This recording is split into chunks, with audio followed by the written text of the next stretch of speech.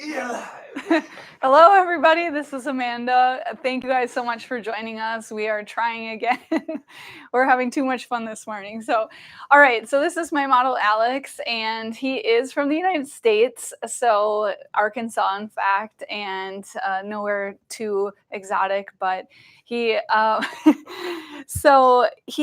have cut his hair before, but I haven't cut this last haircut. He has really straight hair. It's really fine. It's very blonde. He does have very symmetrical features and he has very balanced features. So it gives him a lot of leeway. So it allows him to change his hair a lot, which he does. I've cut it before where it's been a lot longer. We've cut it off. We've grown it out. It's it's held a lot of different shapes along the way. And Brad Pitt also has very balanced features, which we've seen a lot of different haircuts on him. And the reason he looks good in most of them are his balanced features. A lot of times when I'm doing hair and I'm designing hair, it's trying to create the best shape for the person. So if they have a wider shape or they have a full facial mass or they have, cranial mass, something like that, it really allows limitations in the sense because I'm constantly want to balance that head shape. So today we have a little bit more leeway. He does want to leave it a little bit longer. It has been 5 weeks since he got it cut last time. I did go through the top already just to make sure that it's pretty balanced. The haircut that I'm going to do today is going to be completely connected. There's going to be no disconnection in there. So even if I pull this hair back, it's connected at every point. And I really want to keep that because I want to go really, really short to really long to really create a lot of shape. Right now in men's haircutting especially, a lot of people are just going up straight along the head and it really creates for this very harshness and it doesn't create a lot of shape. And a lot of these haircuts that I'm seeing come in doesn't have a lot of shape. So I want to put more and more in there. Okay, so one thing that I want you to think about is that hair is an illusion. So even though we're cutting short hair and we're staying pretty short, the hair is still an illusion so that even though I'm not cutting roundness into the hair, his head is round, as everybody's head is round. So I want to create a bit of movement. And even if that movement is just an illusion where I'm creating the visual effect of the hair moving round, that's what I want to do. You can see right now where the weight is. It's about right here. And then as I move the head, it doesn't really drop down. The weight stays about right there. Then as you move into here, the weight's right here, and then it comes over to this side right here. What I want to do is I want to create a much shorter neckline in here. And what that's going to do is it's going to visually put the weight higher up into here. If I was to cut his hair next, what I would do is still leave this area and I want this visual weight right here to drop down into here. So what I'll do is I'll have a really short taper into here up to the weight sitting about right here. That's going to take a little bit of growth there. So sometimes really creating different shapes takes a little bit of confidence and intuition. When I watch really great masters, whether it's a musician or a ballet dancer or any kind of artist, there's this balance between technique and intuition. And you have to kind of draw from both. So there's the technical ability where you're taking clipper over comb, your hand is held right, you're having fingertip control, you're using the angle of the combs correctly. But there's also this element of intuition. And sometimes that's harder for me to teach because I can't sometimes it's this intangible thing that's nothing less than a gut feeling of what looks good. And you can't always say why, but trying to articulate that why is really creating that movement through hair, and also creating a shape that not everybody can do. Everybody can kind of go up and create this harshness into a haircut. And again, even though we're working on a shorter shape and it's a static shape, so it's not too far from the head and it's not a lot of movement, there's a visual element that goes to it. And I want you to kind of pay attention to that when you're cutting, to kind of go, okay, I technically put the shape in there, but when I come back in through the detail and finish, is everything right to where it's just aesthetically high quality? Because a lot of times we've done it a million times where we go on Google, we Google an image of short men's haircut and they're all short, but one always looks better than the other, right? And they're all usually they're technically, even if they're all three are technically sound, one will stand out. And the difference between that is the weight placement. where that weight hits and where it kind of follows the round of the head. So when you Google these images, make sure you pay attention to that aesthetic design that's higher quality so that your eye starts getting really used to it. Okay. So with that said, I'm going to move on. I did cut the top so that it's blended. And I'm just going to cut the sides. Most of my focus is going to be in the back, more along this tapered neckline in through here, building that weight up, because I want you to visually see how the weight placement changes your eye and your perception. Because even though I won't cut any length in here, all of a sudden it will look longer. So sometimes even when you cut the hair too short, sometimes the only thing you can do is take the hair below it shorter, and it has a whole new visual effect behind it. So all right, so I'm just gonna kind of edge out right here because you can see right here that the density of the hair, the weight is right in here. And there's not a lot of density. This area right here, a lot of times on men, is more true to their beard. And sometimes we've seen it with maybe redhead or curly hair or straight hair if their beard is curly, or vice versa. This hair often mimics the hair below.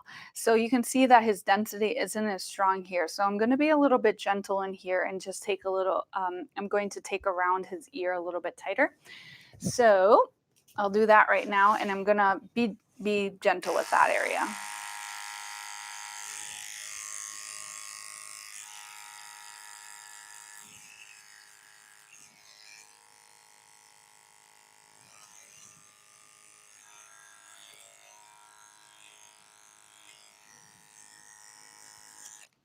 One thing I'd like to point out too is that this morning when he came in, I was gonna go wash his hair, but I thought, you know what, I'm not going to, because even if I wash this hair, I want to cut, especially on a fade. Or any kind of taper back here, I really want this hair dry because it shows the different nuances and the texture changes and all of that stuff. It will show that when it's dry. When it's wet, a lot of times what will happen on really straight, fine blonde hair like this, especially, is you'll cut it, you'll think it looks really good, and then you'll dry it up and you'll be like, it doesn't quite look the same. So I work on dry hair on this. Even if I wash it, I go to dry it. Why would I do that? Product. So here's an interesting thing. I'm going to start with a triple aught, and I'm going to work up to about a 1.5 into clipper over comb. What's interesting about this, I could go either way. I could go from I could go descending, where I'm starting with about my 1.5 and working my way down, or I can go upward, work with my triple aught, then go to a 0A, then go to a 1, then go to I probably won't go to a 1.5. But I'm going to do it ascending this time, where I'm going to go from short to long, mostly because I've done a few descendings. I just want to show you a different way to do it. But the reality is I could do it either way. He does have a pretty solid neckline. He doesn't have any protruding occipital bones, so I'm not too worried about the getting into this detail work. Plus, I'm going to work on such small sections, because you have to remember, I'm going from like pretty much nothing to longer hair here. So everything that I'm working in is very short. So it's not going to be long faded strokes like I would normally use. Everything's going to be really short. Okay.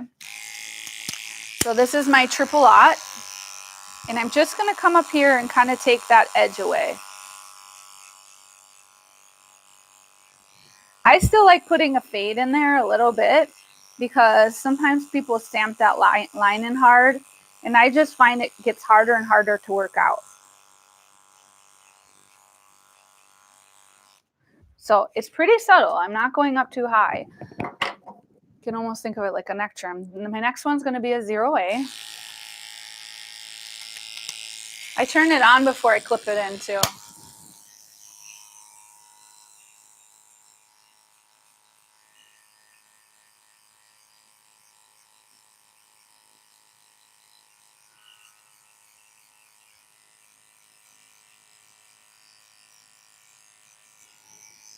Okay, so it's really subtle. We're working on short subsections here, because we want to push that weight up, but we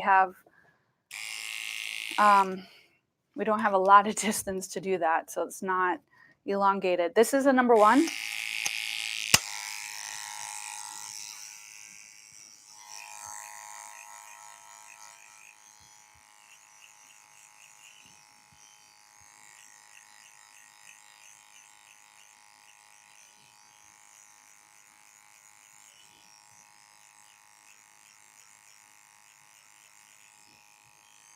You can see it's a little darker over here, so that one I'm a little more willing to take. Okay. So I obviously haven't done anything with this edge in through here. So a lot of this is going to be clipper over comb now.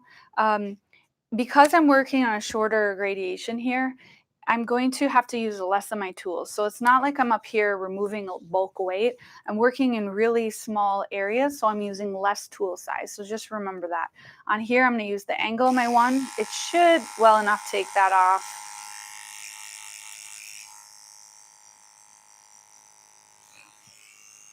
Well, I was going to do a whole class on how to fix haircuts. So because I made a little gap right there, I'll show you how to kind of blend that out. I guess really, if there's ever a light spot here, what you want to do is there's a dark spot below it. So essentially what a kind of a mark is it's short hair and then there's long hair below it. So a lot of times when people make a spot and they get really nervous, they go directly to that spot to try and blend it out. When you want to blend hair, you want to blend around it, not at it. So because of that shorter hair, there's long hair around it. So actually blend around it, not towards it. So you can see it got a little light here and it's still dark here. So I'm actually going to blend this hair and this hair. I'm not going to touch that as much. So I'm going to work right here. I'm actually going to use my 1.5 because I'm going to.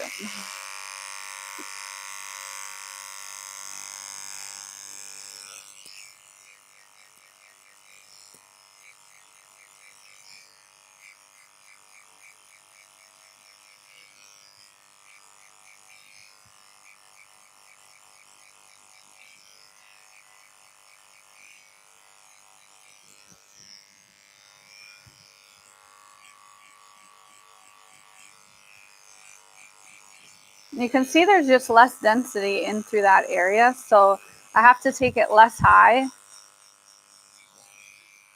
and then in through this area. So now I'm going to come back with my one and clip over comb that area up. And I try to stay as kind of efficient as possible, if you will, not moving amongst the tools too much.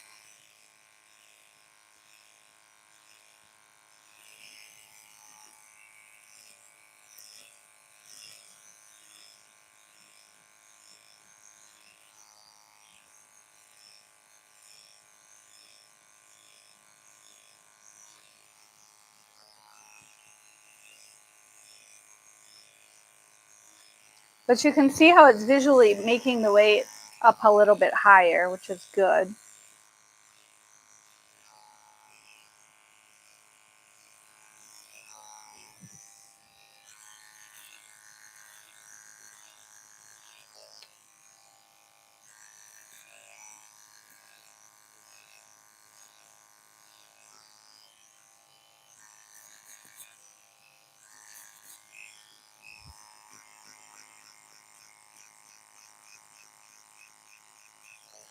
Just kind of erasing some of these shadows. This is called a fanning effect.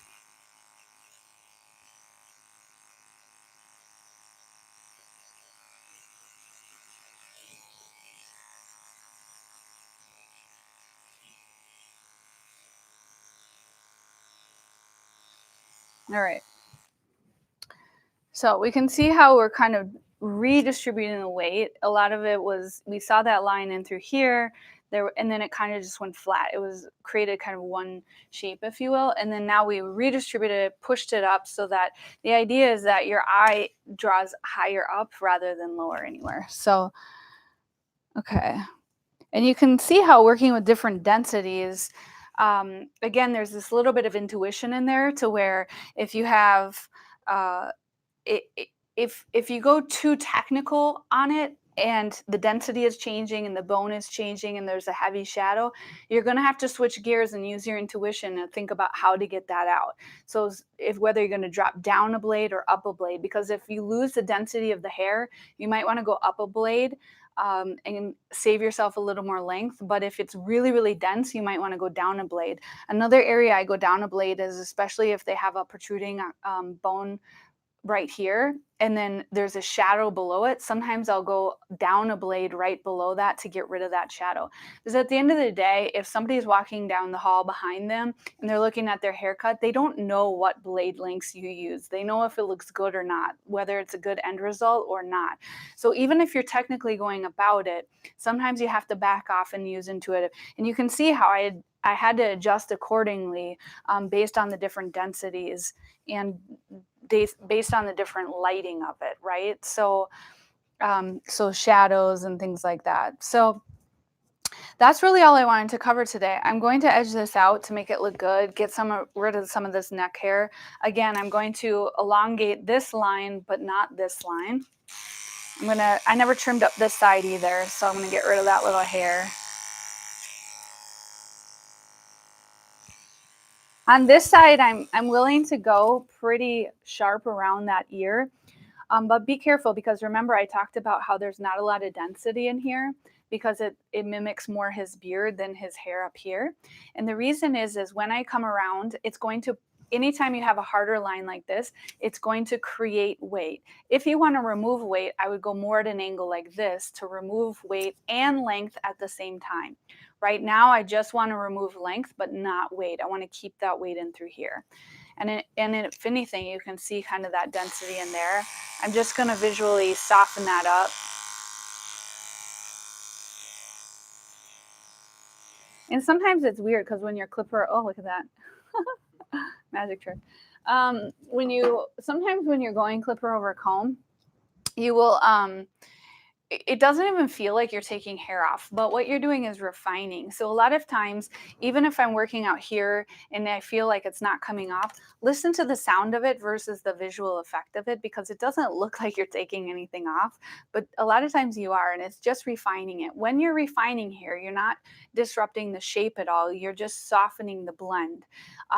When you are taking and removing weight and length at the same time, that's when you're readjusting the shape. So,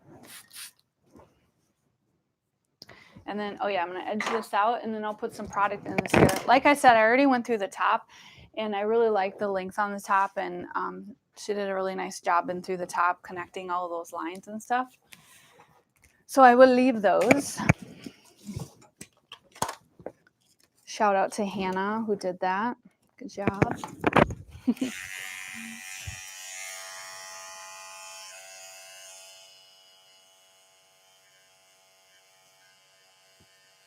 I think, wasn't it?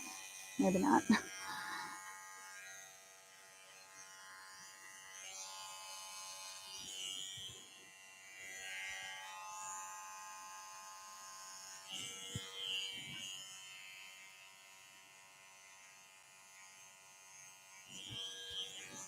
I had to work with different set of tools the other day. Oh my gosh. So amazing how you get used to different tools.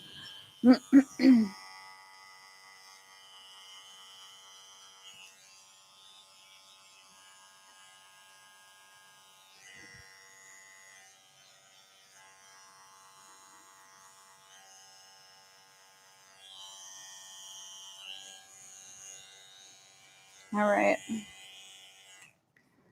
Muy bien. Okay, so normally, like I said, I talk a lot about adding a little bit of shine. This is hair where I could definitely use a matte product. So it's really shiny. It already reflects a lot of light, so it can afford to have some absorption of light, which means I can use a matter product. Also, really fine, soft blonde hair can also give that. If it's too shiny, it will give that greasy effect, and we don't want to do that. So today, for just again for studio purposes, I will put a little bit of shine in there. It's about halfway, but I could easily, if I were to send him home with a product, I would use a little bit more matte product. Like I said, if you're ever doing camera work, if you're ever doing a photo shoot, Instagram, anything like that, use a little bit of shine. It's really going to help show off your work better because of light. I mean, when you start working with the camera, you realize how much light affects your work, especially if you're doing hair color. Oh my gosh, it's every light, it looks different. So, all right. So the whole idea is that we're creating from short, really short. I use a triple out on the bottom to really long up top, and it's completely cohesive from short to long without having any disconnection. Again, we're seeing a lot of really, really short shapes, really short with maybe just a fade up here, but we want to create movement in through the haircut so that there's this visual kind of blend in through the back so that it kind of comes in through the back. And even though it's a static shape, there's movement in the hair. And I really like to see that in men's hair. And to me, that's a high quality aesthetic design, because if you go to someone who's a little bit less experienced, that's one of the hardest things for someone to create, is a really cohesive blended haircut from really short to really long. So I would encourage you to really practice this haircut. Sometimes I hear a lot of times, well, I haven't had anybody ask for that. Just to me, that's such an irrelevant comment, because I tell my clients what they need and what they should have versus them telling me, maybe you know that. I'm like, no, we're going to do this. But the whole point is that you find somebody whose this haircut would look good on and tell them that this would look good on, and ask permission to be able to try something different or something new or something innovative or something custom for them. Those are all words to get you to be able to give to a client the best experience. So I will leave you on that. And well, actually, I'm going to stay with you guys. I'm going to tell you, I'm going to talk to you, my little Amanda's words of wisdom to help you grow as humans. But thank you, Alex. Appreciate it. Good to see you. And all right, so he has really nice hair. If you guys are on my Instagram, I think it's at Bushy, Bushi hair. He's a model on a few of my Instagram posts, so you can check him out there as well. All right, so one thing that I really want to talk to you guys today about is that I was having a conversation with one of my staff members, and we were talking about our clients and how great they are and how we're so appreciative of them. And we were kind of discussing about how sometimes we don't always tell them. And a lot of times I think it's so easy when somebody new walks through the door to remember to put on your best smile and to try to impress them and have the best consultation with them and sit and take the time with them. And a lot of times that's when we run behind as well and try to give them that extra service and that extra everything. And then let's say we have John walk through the door and we're like, oh, hey, John, come on over, sit in the chair. Oh, yeah. And then you're more likely to complain to them and be like, oh, this happened to me today and I can't believe it, and bop, bop, bop. When really John might be the person who comes in regularly, who books their appointment early, who buys product from you, who's a really great tipper, who's referred a few friends. I mean, these are all the qualities that we really want from somebody. At the end of the day, John is who pays our rent. John is who is our bread and butter. This is the guy who comes in, and we can what happens is we come to expect this really good behavior, right? Kind of like we come to expect some people with really bad behavior. We expect some people with really good behavior. And sometimes I just don't think it's fair that we necessarily try so hard with a new client and then we get really lax on our old clients. So I really encourage you to remember those really, really loyal clients who are often easy, who don't complain, who don't say anything if you're running behind. It's so easy to take advantage of those people, but I don't want you to take advantage of those. I want to make sure that you're very appreciative of the people who are who do the most for us on a daily basis.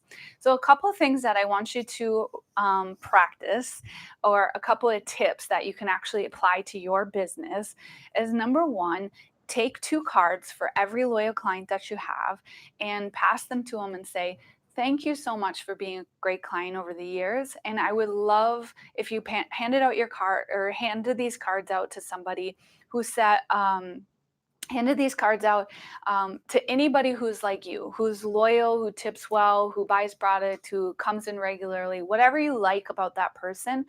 Tell them that. Tell them that with the cards in hand and say, thank you so much.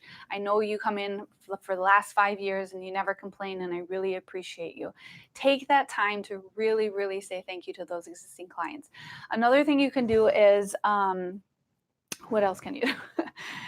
Okay, so this I hesitate to say because I don't encourage you to give away your services. I'm all about you making more money. I'm all about you charging correctly for your prices. I'm all about you having standardized prices and never going below that, only above that. And I hope that I express that to you. But I am going to make an exception for those few guys who have come in and who have been super loyal to you over the years, who come every 2 or 3 weeks, who never complain. Give them a free something. Give them a free product to try. Give them, maybe you haven't been able to get them shampoo, and give them a free shampoo. Give away something to them just to say, you know what, I really appreciate you over the years. You have been a stellar client, and I just want to say thank you. And this is my way of saying thank you. And when I say this, I'm talking, I've been in business for almost 20 years now. And so when I say it, I'm saying like at least 5 or 10 years they've been with you. I wouldn't, if they've been with you 6 months, I would not get into this habit, because you don't want to get them into a habit. If after 5 years, it's not a habit anymore, it's like it's a one-off. Make sure it's a very one-off. So I say that with caution, because I don't want you to give away your services, and I don't want you to do it to where all your clients, you're giving free haircuts the entire week. I don't want you to do that either. So just once in a while, maybe sometimes I've had clients, maybe their wife's going through cancer, or, maybe they just lost their job or something, and say, you know what, Tom, this one's on me. I really appreciate you over the years. I hope everything's works out for you. And, all love is good love, and it goes both ways, and it's got to be reciprocated. Okay. And one other suggestion too is I would just say something like this to your friends and family as well, because I think it's really important that, again, you go to a party, you shake someone's hand, you put your best foot forward, and you say, hi, I'm Amanda, and nice to meet you. And you're only in a good mood. And, it's like we give our best to people we don't even know. And then we go home and we're just like, ugh, and we take advantage, right? We come to expect them to just be there. Sometimes we just have to take that time out, and that's where, birthdays are good and things like that. But it means even more if there's no certain holiday to be able to say that, to be able to do that on. So with these words, I leave you, where I just want you to remember the people who really pay your bills, and to remember the people who you really do appreciate, that are often most overlooked, right? Because we come to expect certain things, and then we start taking advantage. And make sure you're not doing that to the people who have treated you the best. And then, of course, my favorite part is, let me know what country and city you're from, because I love my little push pin map. I'll get it out because we're starting to fill it up. And just few videos, it's filled up quite a bit. So you can see we got somebody on Africa finally, from Morocco. So hello, Morocco. We have all over. And just let me know where you're from. And if you're from the States, just let me know what state you're from, or city even too. So it helps me, and I love how to see how the world is connected. And I love you guys, and we will see you soon.